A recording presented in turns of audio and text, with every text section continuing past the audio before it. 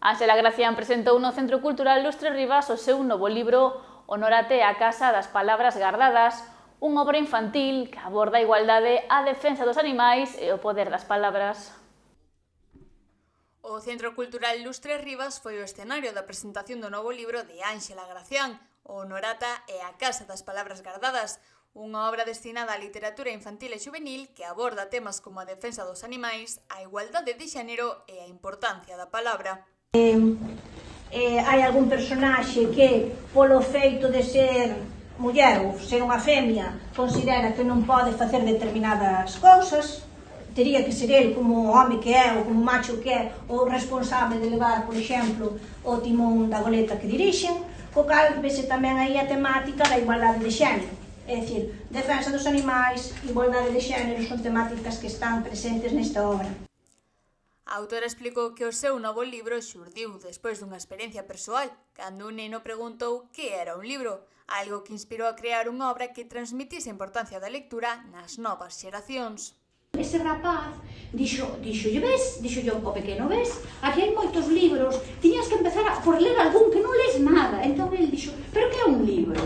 E eu, esa pregunta tan sinxela, tan difícil ao mesmo tempo, quixen facer todo un construto literario que lle explique aos rapaces que é un libro, a través destes gatos que van aparecendo na memoria de infancia. Tamén queda ese acto que era como se facía, seguramente na lei de maltrato animal pois non este contemplado, pero os gatos reproducense 3 veces ao ano e traen camadas de 4 ou 5 gatos.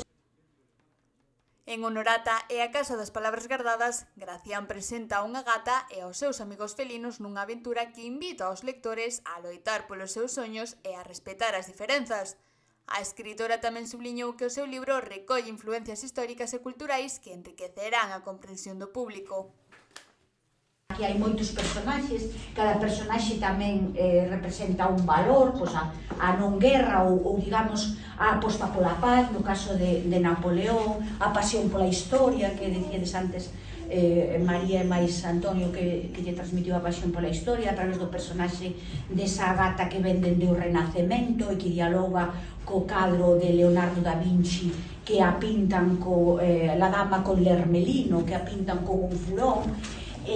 Bueno, hai moitos personaxes aí e está a gata de Fina Casal de Rei, que representa un pouco toda o que é a obra de Fina Casal de Rei, que é unha aposta pola sensibilidade, pola solidariedade, pola tenrura, por uns valores éticos en si mesmos.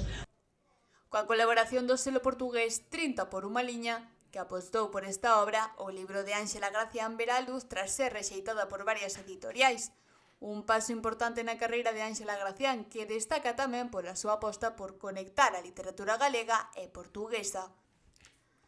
Honorata e a Casa das Palabras Gardadas non é só unha nova proposta literaria, senón tamén un chamamento á reflexión sobre a importancia de formar as novas xeracións na defensa dos valores fundamentais da sociedade.